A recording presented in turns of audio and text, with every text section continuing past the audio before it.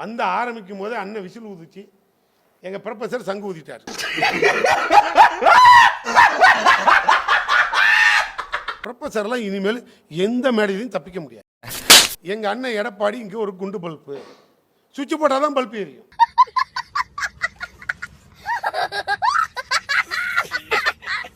சங்கு யார் ஊதுறான்னு தமிழ்நாட்டுக்கு தெரியும். இப்ப சங்கிகளை எதிர்த்து தான் தமிழ்நாடு களம் காணுது. அதனால பிஜேபியா, என்டிஏவா, தமிழ்நாடா, காவியா, கழகமா, இந்த ரெண்டுல தான் போட்டி. கல்யாண சுந்தரம் அவர்கள் ஒரு சில கருத்துக்களை தெளிவாக ஆணித்தனமாக வைத்தார். ஆனால் அத்தனை குற்றச்சாட்டையும் அவர் பேசுகின்ற போது சொன்ன அத்தனை குற்றச்சாட்டுக்கும் நான் என்னால் பதில் சொல்ல முடியும். நேரம் இல்லை. ஆனால் ஒவ்வொரு வரியில் சொல்கிறேன், நீங்கள் எல்லாம் புரிஞ்சுக்கங்க. என்ன முதல் குற்றச்சாட்டுனா, திமுக காரன் அத்தனை தப்புமே சட்டம் ஒழுங்கில் திமுக காரன் தான் செய்தான்னார்.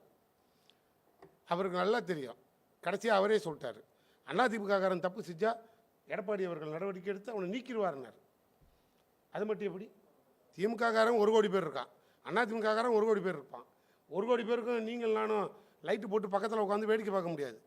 தூங்க வச்சு எழுப்பி குளிப்பாட்டி ஸ்கூலுக்கு அனுப்ப முடியாது. அவன் கட்சியில் தப்பு நடந்ததுன்னா அவன் தலைவர் நடவடிக்கை எடுக்கணும். எடுக்கிறவன் தலைவர், எடுக்காதவன் நடுரோடு. இதான் பார்ஷியாலிட்டி. இவர் பெரிய சப்ஜெக்ட் இல்லை. உடனே திமுக காரன் தான் கிட்னியை திருடினான்னாரு. சரிங்க, நாங்கள் கிட்னி திருடுறதுன்னு முடிவு பண்ணிட்டா எடப்பாடி கிட்னியை திருடுறதுக்கு எத்தனை மாதம் ஆகும்? திமுகவினுடைய சட்டமன்ற உறுப்பினர் நடத்தின மருத்துவமனையா இல்லையா? டைரக்டான கேள்வி. ஒரு எம்எல்ஏ, என்ன டைரக்ட் கேள்வி இன்டைரக்ட் கேள்வி? ஒரு எம்எல்ஏ ஹாஸ்பிட்டல், அது எம்எல்ஏவுக்கு வந்தவர் அவரா போய் கிட்னி ஆப்ரேஷன் பண்ணிட்டு இருந்தார். உடனே எம்எல்ஏ பேர் இருந்தால் எம்எல்ஏ சரி வச்சுக்கோங்க சார். அந்த ஹாஸ்பிட்டலுக்கு கிட்னி திருடிச்சு. எத்தனை அதிமுக காரன் கிட்னியை திருடி இருக்கும்? என்ன இது அர்த்தம்? எத்தனை காங்கிரஸ்காரன் கிட்னியை திருடி இருக்கும்? என்னவோ ஒரு 5000 கிட்னியை காணாங்கிற மாதிரி உடனே திமுக காரன் எம்எல்ஏ திருடி விட்டான். நாங்கள் திருடணும்னா எடப்பாடி கிட்னியை தான் முதல்ல திருடுவோம். அதனால் அது தப்பு. ரெண்டாவது, இன்னொரு பெரிய வாதம் சொல்கிறார், 2 வயது பெண் கற்பழிக்கிறார்கள், 80 வயது பெண் கற்பழிக்கிறார்கள். இல்ல 2 வயது பெண் பாலியல் உள்ளாக்கப்பட்டிருக்காங்கன்னு சொல்றாரு அவர். இதை இப்ப பேசின யாராவது அது மாதிரி பேசுனாங்க நீங்க உங்களால ப்ரூவ் பண்ண முடியுமா? ரீவன் போட்டு பார். திமுக காரன் 2 வயது பெண்ணை கற்பழித்தானா இல்லையானாரு. நீங்க விட்டுட்டு வேடிக்கை பார்க்கலாம். திமுக காரன் நான் வேடிக்கை பார்க்கன்ற அவசியம் கிடையாது. நான் விளக்கம் கொடுத்து தான் தீரணும். அதை பரவாயில்ல. கடைசியாக ஒரு சப்ஜெக்ட் வந்தார், பொள்ளாச்சினார். பொள்ளாச்சிக்கு உள்ளே போனார். தம்பி கார்த்தி கூட பொள்ளாச்சியில் ரொம்ப டீப்பாக போனார். நான் ரொம்பலாம் டீப்பாக போனேன். ஒரு வரியில் முடிக்கிறேன். பொள்ளாச்சி சம்பவம் அதிமுக பிரிவில் நடந்தது. ஆனால் நடந்த போது அப்போது எடப்பாடி முதலமைச்சர் நடந்த போது நாங்கள் போராட்டம் நாங்கள் நடத்தினோம். கேஸ் சிபிஐக்கு மாறிச்சு. ஒரு கவர்மெண்ட்டு நீங்கள் நடத்துனீங்க. நடத்தின போது இன்சிடென்ட் நடக்குது. 6 மாதம் ஆச்சு. எத்தனை பேர் அரெஸ்ட் பண்ணீங்க? நாங்கள் அதிமுக காரன் குற்றவாளின்னு சொன்னோம். நீங்கள் இல்லை. நீங்கள் ரைட், நம்ம வாதம் கரெக்டு. அதிமுக காரன் குற்றவாளி இல்லைன்னா நீங்கள் சம்மந்தப்பட்டவனை அரெஸ்ட் பண்ணி முடிச்சிட்டீங்க. கேஸு சிபிஐக்கு மாறிடுச்சு. கரெக்டு தானே ப்ரொஃபஸர்? கேஸ் சிபிஐக்கு போன பிறகு உடனடியாக சிபிஐ இங்கே வந்து முதல்ல பொள்ளாச்சியில் சிபிஐ விசாரணை முடிந்த பிறகு கைது செய்த நபர் யார்? அதிமுக மாணவரணி மாவட்ட அமைப்பாளர். வேணா நாளைக்கு வேணா ரெக்கார்ட் எடுத்து போய் நீங்கள் செக் பண்ணிப்பார். சிபிஐ இங்கே வந்து அதிமுக காரனை தான் கைது பண்ணுச்சு. அப்போ என்ன அர்த்தம்? நீ ஆளுங்கட்சி, நீ அங்கே நடந்த குற்றத்துக்கு உன் கவர்மெண்ட்டு உன் கட்சிக்காரனை காப்பாற்றி வச்சுது. சிபிஐக்கு போச்சு, திரும்பி வந்தது, அதிமுக காரனே தூக்கி உள்ளே வச்சிருச்சு. இதுதான் அதிமுக பொள்ளாச்சியில் மறைமுகமாக நடத்தினதே அதிமுக காரன் தான் நாங்கள் சொன்னோம். இது ஒரு குற்றச்சாட்டு. அதுக்கப்புறம் திரும்பி அதெல்லாம் விட்டுறேன். பிடிஆர் கேஸில் ரொம்ப ரொம்ப டீப்பாக உள்ளே போனார் ப்ரொஃபஸர். இதெல்லாம் போக வேண்டிய அவசியமே இல்லை சார். ப்ரொஃபஸருக்கு தெரியும், எடப்பாடிக்கு தெரியலைன்னா ப்ரொஃபஸரே சொல்லிக் கொடுக்கலாம். ஒரு 10 ரூபா ஸ்டாம்பை ஒட்டி ஆர்டிஐ போடுங்க சார்.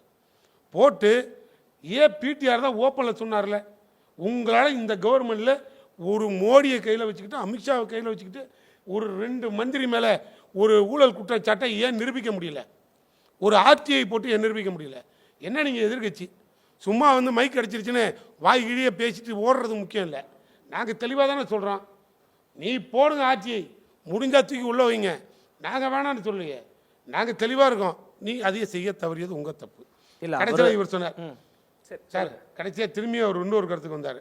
நாங்கள் வந்து என்டிஏ கூட்டணி, அவங்கள கூட்டணிக்கு கூப்பிடவே இல்லைன்னாரு. அவர் வருத்தப்பட வேணாம். ஏன் அவர் கூப்பிடவே இல்லை தான் எடப்பாடி. என்ன காரணம்னா அவர் ஏன் கூப்பிட போகிறாரு? தாவேக்காவை அவர் கூப்பிடவே இல்லை சார். என்ன நடந்ததுன்னா எடப்பாடியே போய் என்டிஏல கூட்டணியில் சேர்ந்துட்டார். அப்புறம் எங்கே இவர் போய் அவரை கூப்பிடுறது? துணைக்கு வேணால் கூப்பிட்டு போகலாம். அதனால் இங்கே பிஜேபி தலைமையிலான என்டிஏ தலைமையிலான கூட்டணிக்கு தான் எடப்பாடி இங்கே இந்த பிரான்ச்சு தமிழ்நாடுக்கு தலைவர். இதுதான் அங்கே நடக்கிறது. நான் தெளிவாக சொல்லிட்டேன். ப்ரொஃபஸர் அதுக்கு உண்டான விளக்கத்தையே கொடுக்கல. என்டிஏ விசஸ் டிஎம்கே இதுதான் இஷ்யூ. காலையில் எழுந்திருச்சா சார், நான் இப்போ கூட சொல்கிறேன் சார், எடப்பாடி தமிழ்நாட்டுக்கு பிஜேபிக்கு கூட்டணியிலான என்டிஏவுக்கு தலைவர். அவர் முதலமைச்சர் ஆகணும்னா முடிவெடுக்கிறது என்டிஏ. டிடிவி தினகரன் கட்சிக்கு உள்ள வராரு. யார் தலைமையில் வந்து சேரணும்? எடப்பாடி தலைமையில் தான் தமிழ்நாட்டில் ஆட்சி இது கூட்டணின்னு சொன்னால் எடப்பாடி தலைமையில் தான் கட்சியில் சேர்ந்துருக்கணும். ஆனால் சேர்ந்தது பியூஷ் கோயல். அது யார்? அந்த பித்துக்குளி முருகதாஸ். அந்த ஆள் எங்கே உள்ள வந்தான்? யார் வேணாலும் இருக்கட்டும் சார், எனக்கு அவசியம் கிடையாது. இங்கே யார் தலைமை? எடப்பாடி பழனிசாமி தலைமை. எடப்பாடி பிறகு ஒரே மேடையை பகிர்ந்துக்கிட்டாங்க, ஒரே இடத்துல ஒரே நிமிஷம் சார். எடப்பாடி பழனிசாமி தலைமைன்னு சொன்னால் கூட்டணிக்கு வர டிடிவி எடப்பாடி இல்லாத நேரத்தில் நான் ரூம் விட்ற வரேன், நான் அவரோட வந்து பக்கத்தில் உட்கார மாட்டேன். அதெல்லாம் அப்புறம் எதுக்கு வரணுன்றேன். அது தெளிவாக தெரியும். ப்ரொஃபஸர்லாம் இனிமேல் எந்த மேடையிலையும் தப்பிக்க முடியாது. நான் சொல்கிறேன், எடப்பாடி முதலமைச்சர் ஆகணும்னு சொன்னால் முடிவெடுக்க வேண்டியது மோடியும் அமித்ஷாவும் தான். ஓகே. காரணம் சுவிட்சு அங்கே இருக்குது. எங்கள் அண்ணன் எடப்பாடி இங்கே ஒரு குண்டு பல்ப்பு. சுவிட்சு போட்டால் தான் பல்ப்பு எரியும். அதில் இனிமேல் ஒன்றும் மாற்ற முடியாது. குண்டு பல்ப்பு எரியணும்னா சுவிட்சு மோடிக்கிட்டே இருக்குது. இது கடைசியாக விட்டுறேன். காலையில் எழுந்திரிச்சா வந்து ஆரம்பிக்கும் போதே அண்ணன் விசில் ஊதிச்சு. எங்கள் ப்ரொஃபஸர் சங்கு ஊதிட்டார். என்னன்னா, ஒரு ஆள் விசில், இன்னொரு ஆள் சங்கு. சங்கு யார் ஊதுறான்னு தமிழ்நாட்டுக்கு தெரியும். இப்போ சங்கிகளை எதிர்த்து தான் தமிழ்நாடு களம் காணுது.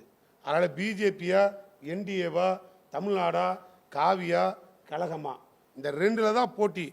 கழகங்களில் நிற்கணும்னு முடிவெடுத்தா முடிஞ்சால் திராவிட ஆட்சி தொடரும். இந்த திட்டங்கள் தொடர வேண்டும் என்று மக்கள் விரும்பினால் திமுகவுக்கு ஆதரவு கொடுப்பார்கள்.